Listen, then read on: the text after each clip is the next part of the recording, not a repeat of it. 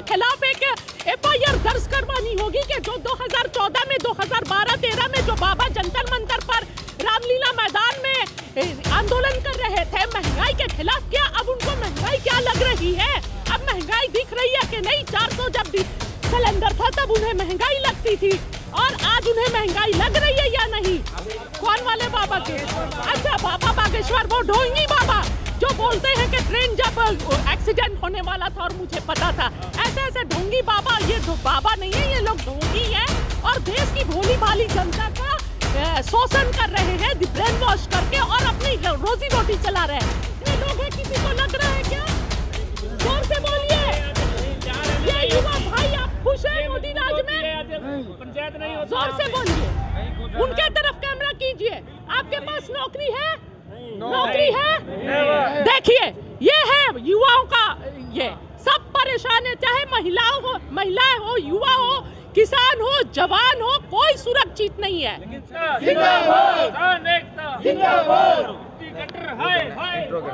जी, किसान MSP को लेकर काफी परेशान है और आज महापंचायत हुआ हरियाणा के कुरुक्षेत्र में, आप भी यहाँ पर मौजूद है इस वक्त, क्या कहना चाहेंगे?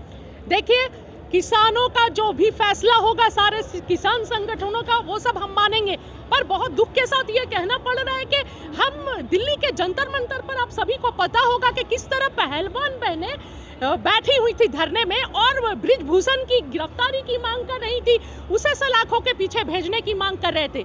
लेकिन ये सरकार की नीयत देखिए और नियति देखिए कि जेल में आज कौन है, सलाखों के पीछे कौन है? सरदार गुरनाम सिंह चड़ूनी, जो किसानों की आवाज हमेशा उठाते रहते हैं, गरीबों के साथ रहते हैं, हरियाणा के जमीनी किसान नेता सरदार गुरनाम सिंह चड़ूनी और हमारे किसान भाई जेल में हैं। बहुत दुख के साथ ये कहना पड़ रहा है और मैं ये बोलना चाहती हूँ कि सरदार गुरनाम सिंह चड़ूनी मेरे पिता समान है और मैं किसानों के साथ अपने शरीर के एक एक कतरा खून को गिराने के लिए तैयार हूँ और अंतिम सांस तक लड़ाई लड़ने के लिए तैयार हूँ और हम लड़ेंगे। जी ने क्या कहा था? MSP थी, MSP है और MSP रहेगी। मतलब ये इतिहास में इतना झूठा प्रधानमंत्री किसी ने ना देखा है, ना देखा था, ना देखा है, ना देखेगा। इतना झूठा प्रधानमंत्री ना हुआ था, ना हुआ है, ना होगा।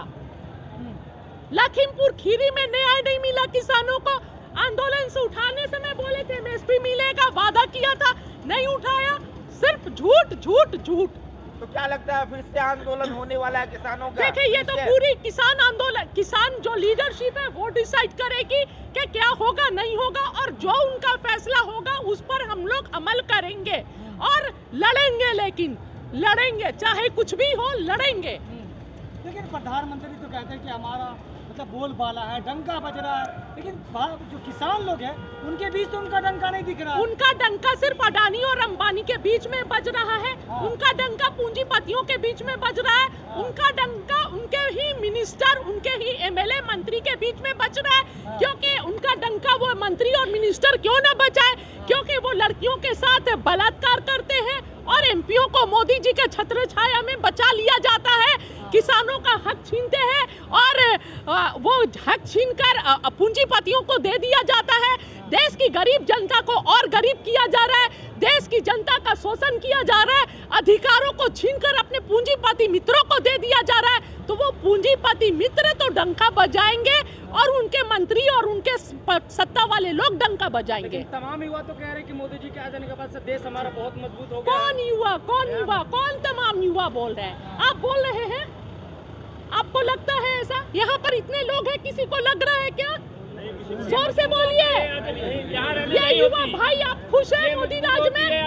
पंचायत नहीं होती। जोर से बोलिए, उनके तरफ कैमरा कीजिए। आपके पास नौकरी है?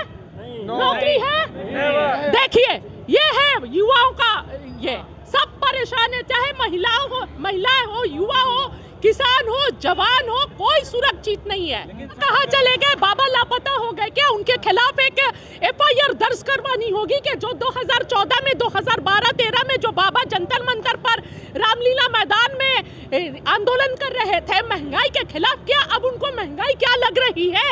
अब महंगाई दिख रही है कि नहीं? 400 जब सिलेंडर था तब उन्हें महंगाई लगती थी, और आज उन्हें महंगाई लग रही है या नहीं? महंगाई की बात नहीं कर रहे हैं, बाबा कर रहे हैं हिंदू राष्ट्र बनाने की बात। कौन वाले बाबा के?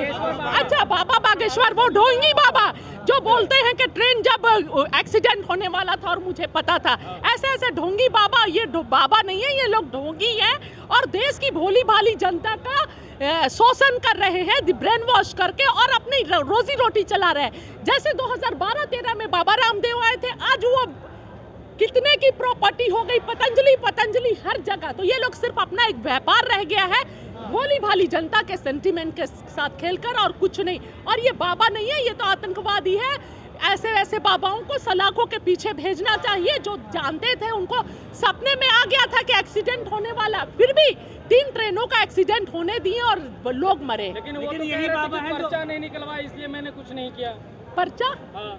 मतलब वो कह रहे थे कि अगर पर्चा निकलवाता तो शायद संभव है रुक जाता, लेकिन किसी ने पर्चा ही नहीं अरे उनका बहाना है, ये सब बोलते रहना, ये सब बोल के जिम्मेदारी से नहीं बच सकी। 30% आबादी किसानों की है देश में। बिल्कुल। बाबा हैं जो जब ये धंधा करते हैं तो किसान रहते हैं, और जैसे ही सरकारें अपना खेल खेलती हैं तो इन्हें हिंदू मुस्लिम में बांट देती है और चुनाव जीत। बिल्कुल बिल्कुल बिल्कुल, यही ये समझना होगा देश की भोली भाली जनता को कि जब अपने अधिकारों की बात करते हैं, अधिकार मांगते हैं, तो और जब किसान जब इलेक्शन में ये धर्म में बांट देते हैं, तो इलेक्शन के समय सूझबूझ से काम लेना है, इनके किसी भी चाल और साजिश में नहीं पड़ना है, ये समझना होगा देश की जनता लगातार को। अभी चुनाव होने वाला है, राज्यों में भी अगले साल लोकसभा का भी चुनाव होने वाला है। उसकी तैयारी तो हो रही है ना।